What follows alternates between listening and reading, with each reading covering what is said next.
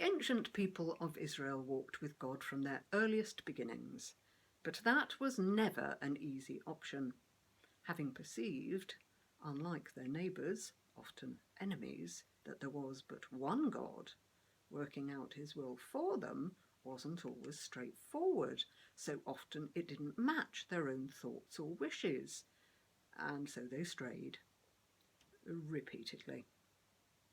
Over time, then, individuals particularly in tune with the divine being would be called into service, an invidious vocation, as intermediaries. What they had to say was frequently unwelcome. The temptation to shoot the messenger or simply ignore him was strong. The Israelites did, of course, have a divinely given code of conduct, 10 commandments. But while they were always open to interpretation or being casually overlooked, their covenant with God was fragile.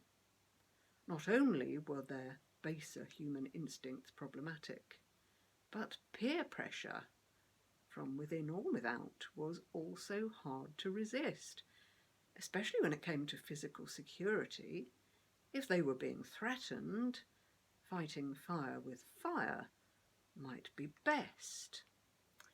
At such a point, God's spokesman might well find himself in the middle of the decision-making process. He must try to speak the view of a patient, benevolent God into the turbulent human affairs, even if he didn't agree.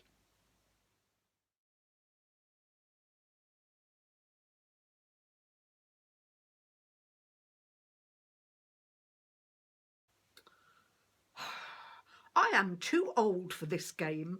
I grow weary of the arguing, wrestling with children who must always have their own way but never want to bear the consequences. I've been his mediator practically all my life, serving God and my people. It's all I know. Let me go back to the beginning, put you in the picture. My mother, God rest her, despaired of ever having children. Infertility, a total curse. What higher purpose can there be for a woman than to produce descendants? That's what people think. Not delivering means letting others down. Women feel it deeply. My mother was godly, though. She prayed, and the Lord heard her, living proof. And other children would follow. But she had promised me to God's service, so I was barely knee-high to a grasshopper when she entrusted me to, another old boy, Eli, in charge of the shrine here at Shiloh. I grew up apart from my family, but I wanted for little. Ma would make me a new little robe each year and bring it. They only fit where they touched by the time the next one arrived, but they were lovingly and carefully made for the shrine-keeper's gopher, the apprentice. Then, one night, some years in, it happened. I was just falling asleep, but I heard someone calling my name. Eli was getting frail, so maybe an emergency. I got up at once and hurried to him, but he said, "No, my son, I didn't call you. Go and lie down again." As my eyes were closing, it happened again. I thought he must be winding me up, or maybe simply shouting out in his sleep, but when it happened a third time, he told me what to say if the voice came again. "Speak, Lord, your servant's listening." It seemed it was not Eli, but God calling me. Now that's when life started getting complicated. Being God's go-between is trickier than passing messages between people. His first commission was to tell poor old Eli some home truths about his dreadful faithful sons, Hophni and Phinehas, who were behaving appallingly, sacrilegiously.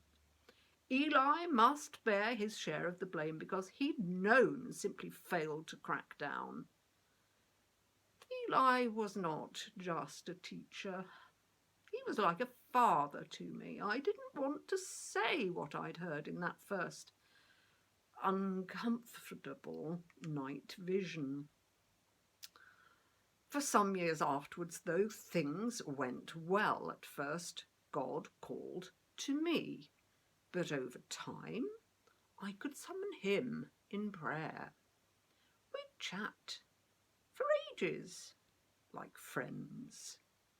People then called me a prophet because I conveyed divine judgments. But trouble was brewing with our neighbours, the Philistines. Our God was not their God, yet our people were soon seduced by their fake totem pole idols. It fell to me then, as a long-respected judge, God's mouthpiece, to turn them back wholeheartedly to him. But as the unrest continued, the Phillies snatched, then returned, our sacred ark, God's earthly throne. If my own sons hadn't behaved as badly as Eli's, well, maybe the leaders would have listened to me. Kings? Kings are not Israel's way. Are we Egyptians or Canaanites, I ask you? God is our king, but unseen, of course, beyond us. He does not lead soldiers out onto the battlefield, his armour shining like the sun.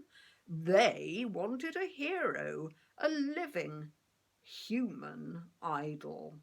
Could they really break the first commandment? No other gods?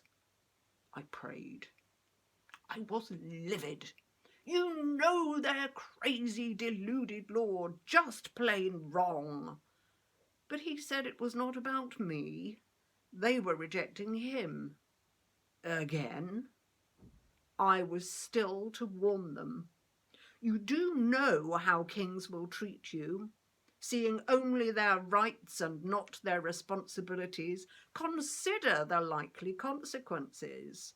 Any gains will be offset by the cost in lives, in liberty, oppression, extortion, and plain abuse. But the tribal leaders remained deaf to reason, adamant. And that is how they ended up with Saul.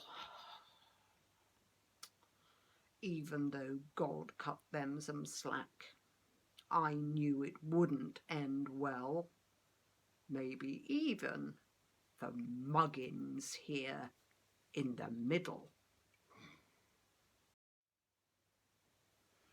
Making decisions is rarely simple. With affairs of state, well, the responsibility is huge.